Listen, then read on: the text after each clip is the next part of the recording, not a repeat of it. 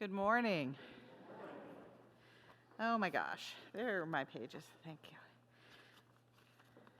I think we're all unused to being in preaching, like in a room. Well, I really appreciate this morning the beautiful prayer for Ukraine. Thank you so much. And the levity of the scripture reading was perfect. As you'll find out when we go through this sermon, I had a bit of awkwardness regarding this text, wondering how in the world you preach on these 3 verses from Nehemiah, which is one of the more obscure books in the Hebrew Bible. And so when your pastors told me that this was your series, I was wondering, where do I begin? Well, where I am going to begin with you today is in May of 2020. If you can remember back that far, we were still pretty close to the start of the pandemic. And May of that year was very special to my family. It was the month in which our daughter, who is now 24 years old, was to graduate from the University of Virginia. You know, those kinds of college graduations are big deals in families. I had worked hard and saved a lot so that my daughter could attend a great college. My husband and I had supported her through the way, helping her think through issues. We were so proud of her. And that Easter in March, she came home for what was going to be spring break, and a week became 2 weeks, became 3 weeks, as we started learning about this thing called COVID. And eventually we got the email from the University of Virginia that graduation in person was canceled, and instead they would figure out something to do online to celebrate the class of 2020. Well, when the day rolled around, our daughter Emma was sad, of course, but I think I might have been sadder. I remember sitting in my office crying because I thought about everything she was missing. A great week of parties leading up to graduation, all of the traditions and festivities of what a graduation at the University of Virginia looks like, stretching back 200 years, all of the joy of being with her friends, and I think we had something like 10 different family members planning on coming, and we'd reserved so many expensive hotel rooms in Charlottesville, but it was all canceled. And instead, there would be 3 of us, our daughter, Mom and Dad, sitting in our sunroom with a computer hooked up to our television and doing graduation online. Well, despite of it all, it did wind up being a nice day. It was fun to put her in her cap and gown and have her process right down the middle of the sunroom toward the television. The university figured out the best way that they could create a nice service for the graduates. And when her name was read, nobody said, "Don't cheer for the individual graduates." Instead, we went crazy and cheered for Emma. We popped corks on bottles of champagne. Uh-oh, I'm in a Methodist church.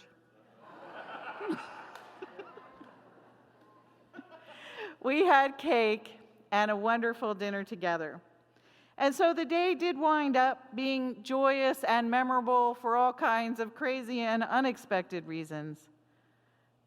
But there was also a loss of the larger community, a loss of the celebration of all of those traditions in that community, and it's sort of a loss of shared time together as a larger family and with her friends. How much we have lost over the last 2 years. Graduations like that, whether high school or college. Weddings shifted again and again and again. Long-awaited celebrations, conferences, all kinds of parties to honor people who were retiring or perhaps getting new jobs. Anniversaries that were meant to be celebrated with families, instead just a couple with DoorDash. We've missed a lot in being together. And when I think about those things, all of those losses of those parties and gatherings, I think of something else too. I think of all of those news stories about people misbehaving on airplanes, about folks yelling at hosts in restaurants, about anger directed towards clerks in stores, about people simply on the streets screaming at others for the choices of wearing a mask. I think of how badly we've been behaving, the decline of the common good, and our seeming inability to be able to hear one another any longer, and how mad we are at each other. What do these two things have to do with one another? That loss of festivity, of fun, of celebration, of play, and this loss of our civil fabric. Well, today's verses go right to the heart of it, I think. In 2006, the social critic Barbara Ehrenreich noticed that there was a decline in public celebration post 9/11.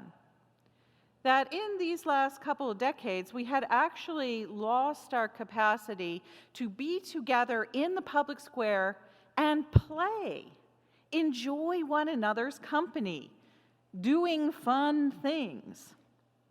This was long before the pandemic that we rightfully responded to by, in effect, exiling ourselves from the public square in order to keep other people safe. But long before it, we were already suffering from some absence of this capacity to be together and have fun. And in Ehrenreich's book, Dancing in the Streets, she talks about this loss, and this is a quote from her.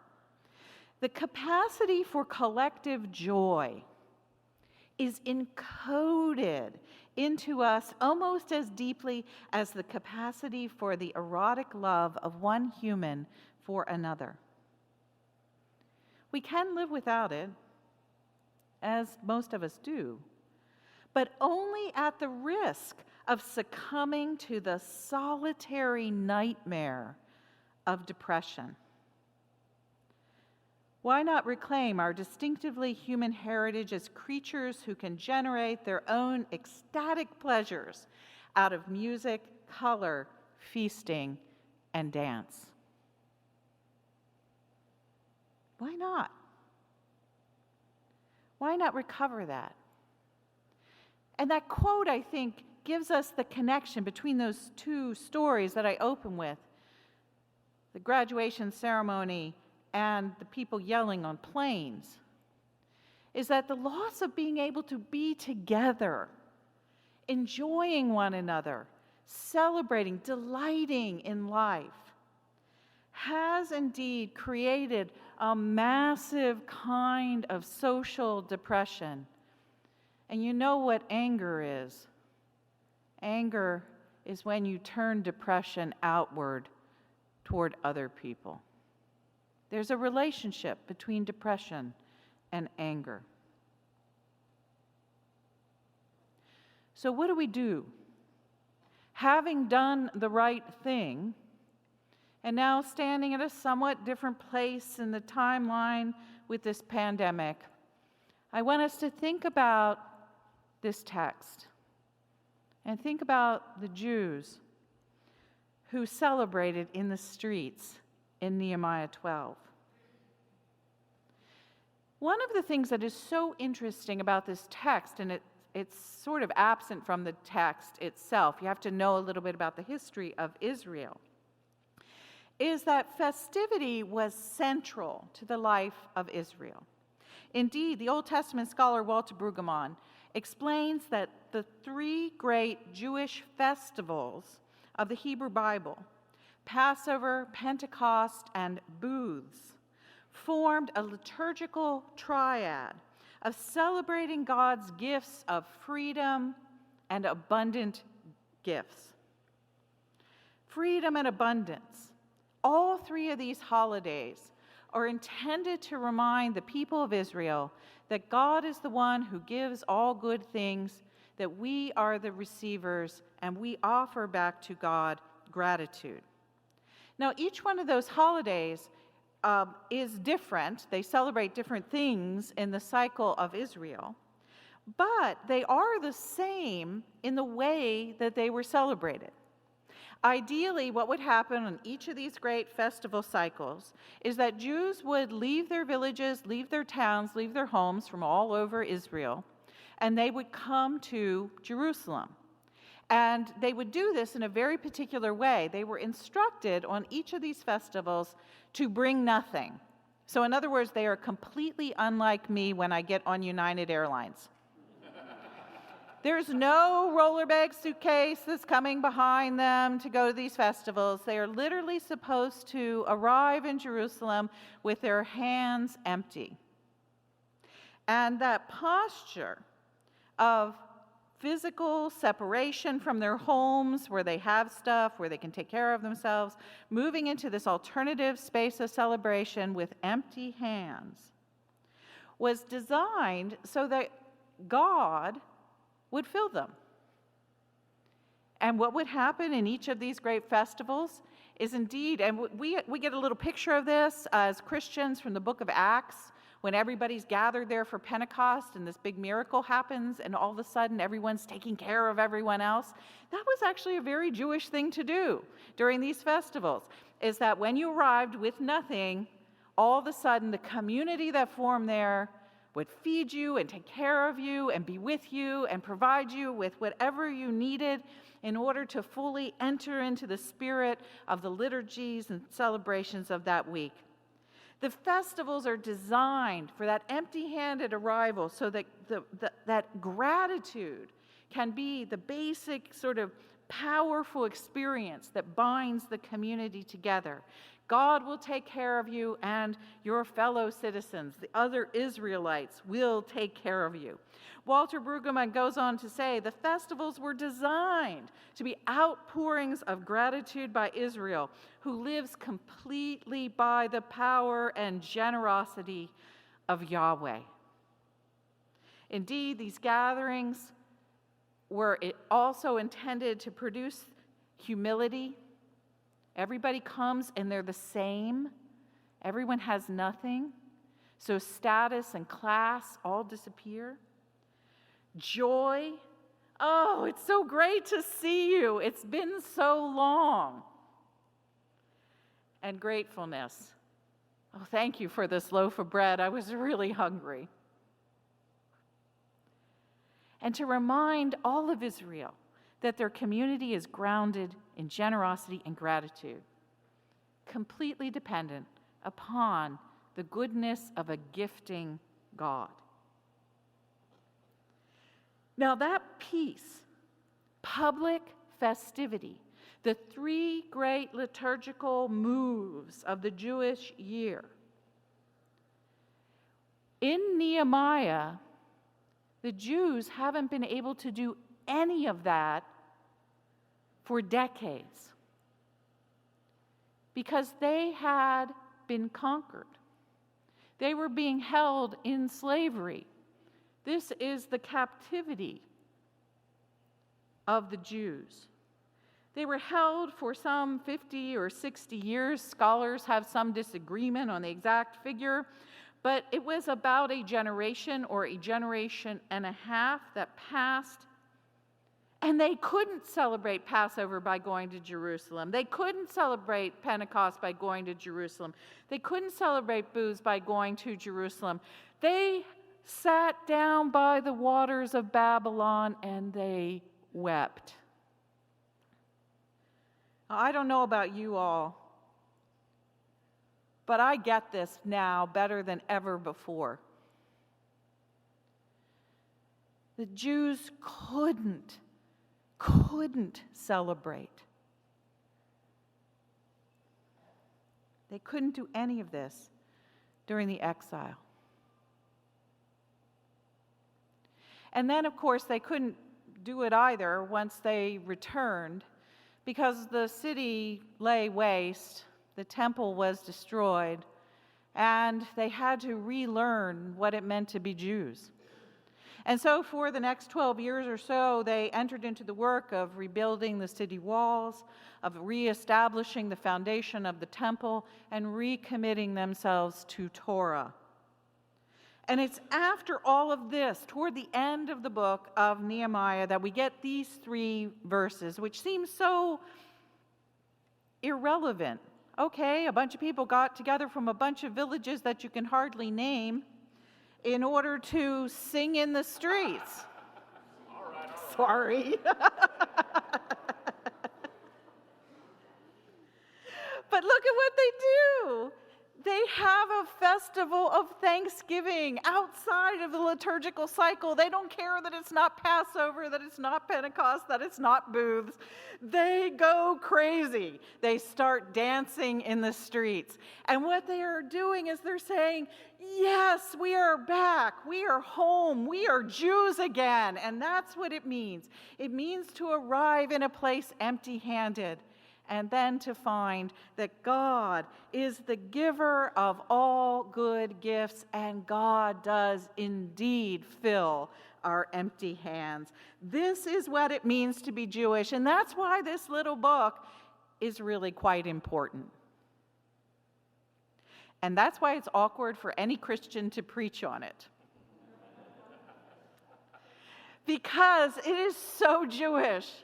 I feel terrible, worried that I'm appropriating Jewish history for some sort of anachronistic purpose here.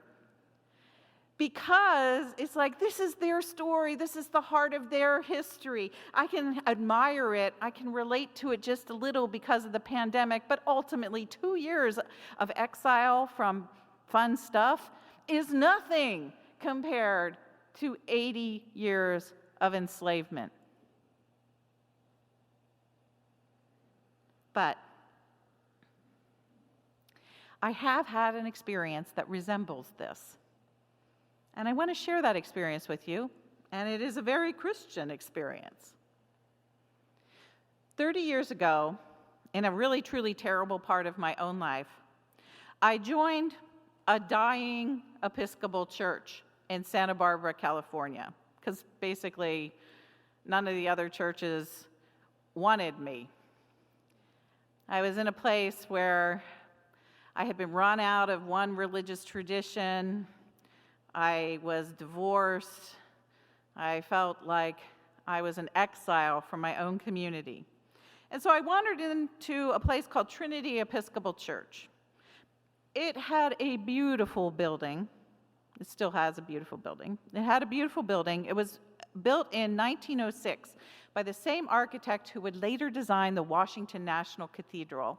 So there on State Street in Santa Barbara, California, is this English Gothic neo-cathedral surrounded by palm trees. It's quite lovely. And when I got there 30 years ago, it was also quite empty. Just a few decades before, Trinity had had 2,000 families in membership, and its pews were filled every single Sunday. 700, 800 seats all taken. And the first Sunday I was there were maybe 60 people in 2 worship services. And think about that for a minute. 60 people, 2 worship services. Why do you need 2 worship services? Well, because the traditional worship service had to be at 8:30 in the morning and the more contemporary one at 11 o'clock. So you have 60 people and they divide themselves up into 2 worship services. In other words, it was completely like worshiping in just empty space. You had to push the cobwebs off of the pews in the back of the church. Well, among those 60 people, there were some of the most remarkable Christians I have ever known. And they didn't want their church to die, even though the bishop had threatened to close it. Instead, they had a vision. They had a vision for a church renewed, a church that would be truly open, a church that would be vibrant and life-giving and welcome everyone who felt like they were outcasts and misfits and exiles from everywhere else. And that church, that they kept talking about it as a church with a door that would truly be open to all people. And they knew in order to get there that they were going to have to change. That their lives, their vision, they were going to have to themselves be more deeply grounded in God, to discover themselves anew in practices of prayer, to be a different, transformed community. And out of that transformation, they had this hope that something could happen, that they could save the space, because they loved it. It was beautiful. It was historic. It represented something about them that they were not ready to let go of. But they knew it would take a lot of work. And then the state of California passed a law so that every building that was built before, I think it was 1980, had to be retrofit for earthquake standards of the day. So their building was already empty. There was already no one to pay for the roof. And then the state of California passes this law that they have to build the walls back up for contemporary earthquake standards. And everyone in Santa Barbara said, well, that's it. I guess we're going to lose that church. It's pretty. Too bad. Those people will never raise that money to fix that building. Well, what the critics didn't know is that we were already fixing our hearts. And when you got 60 people who are visionary and who dream of a different kind of church in a post-Christian, pluralistic California that will really speak to the world around it and do justice in the world, when you have those people and those people are full of love and compassion and creativity and innovation and willing to take risk and full of courage and willing to come home, in effect, to Jerusalem, they do really surprising things. Indeed, they started a capital campaign called With Strength Renewed, which had the double meaning of renewing ourselves and maybe even raising the money to fix the walls of this old building that was getting ready to fall down on our head in the next earthquake. And the money started coming in. And 3 years after I joined this church, all of a sudden, the energy had returned. There was such a palpable sense of the Holy Spirit in this place. It was unbelievable. The money came in. We rebuilt the church. And the attendance had gone from 60 to 600 in 3 years. This was the most liberal, open-minded, socially progressive church in the whole city of Santa Barbara. This was not sort of, the typical kind of profile of church growth that you hear people talking about. And yet there we were. It was the most astonishing thing. And one Sunday, we reopened the main building after the walls had been rebuilt. Now, because this is an Episcopal church, it means there was a liturgy to re-enter a building after you had fixed it up, because Episcopalians have liturgies for everything. And so the liturgy for the rededication of the church went this way. The congregation, just the lay people in the congregation, would gather inside the way you all are gathered in here, and it would be pretty quiet, just the organist playing. The party, the clergy and the choir and the bishop were all outside of the church. The liturgy opens, and I remember sitting in my pew with this music going and the full church. Full church. We hadn't had a full church in so long. It felt so good. We were crowded in the pews. I remember sitting in there and hearing what happened when the liturgy opened. The bishop on the outside of the big oak doors on the neo-Gothic church just took his staff, huge bishop's staff, and slammed it against those oak doors, pounding on them, screaming at the top of his lungs, "Let the doors be opened! Let the doors be opened!" And we, inside the church, we were very obedient Episcopalians. We went and we threw the doors open, and the bishop and the party walk in, and all of a sudden the music came up in the organ, and there were drums, and people were singing and dancing and laughing and crying. And did you hear what I said? Episcopalians dancing.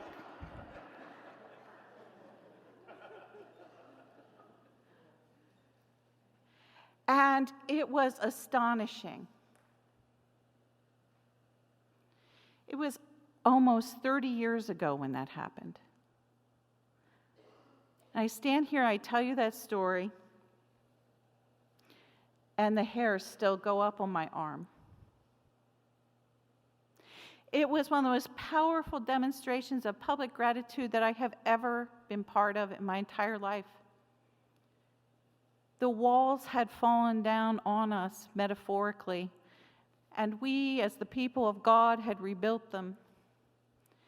And when we got to that day, when the walls were strong, the walls of our hearts, the walls of our old church building, we threw the doors open to be the kind of church we always dreamed of being, where everyone, no matter who they were, no matter what language they spoke, no matter what their station in life, everyone who came empty-handed was always welcome, and there found a God full of gifts, ready to pour them out on us.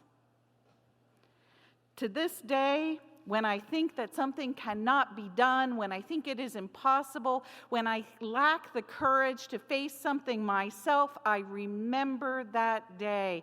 Because not only was it a public celebration, not only was it the heart of Christian faith, I think it is the heart of God, and it was the thing that I hold so dear, the power of that day, that it's made me resilient, able to face whatever has come my way for the next nearly 3 decades. And that's what public celebration of Thanksgiving does. It heals us from our depression. It gives us the capacity to move toward one another again. And it fills us and changes us. It transforms us in such a way that we have the courage and the understanding to be able to live in such a way of gratitude that creates real strength of character, real strength of community, and deep faith. A long time ago, somebody asked Mark Twain if he believed in infant baptism. And Mark Twain said, "Believe in it? I've even seen it." And that's what I can say to you today about this text in Nehemiah. About people centuries ago who rebuilt the walls of a city, but they also rebuilt the walls of their heart. And in doing so, flooded out into the streets with such joy that it would transform them well into the future. It gave them a new sense of identity, a new connection with God, a new appreciation of God's gifts, and it shaped them in gratitude for the future. Believe it? I've seen it. And that's my prayer for you. That's my prayer for us as a nation.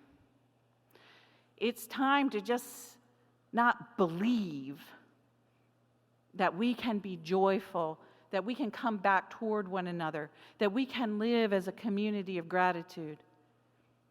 It is time for us to embody it so that everyone can see it. Amen.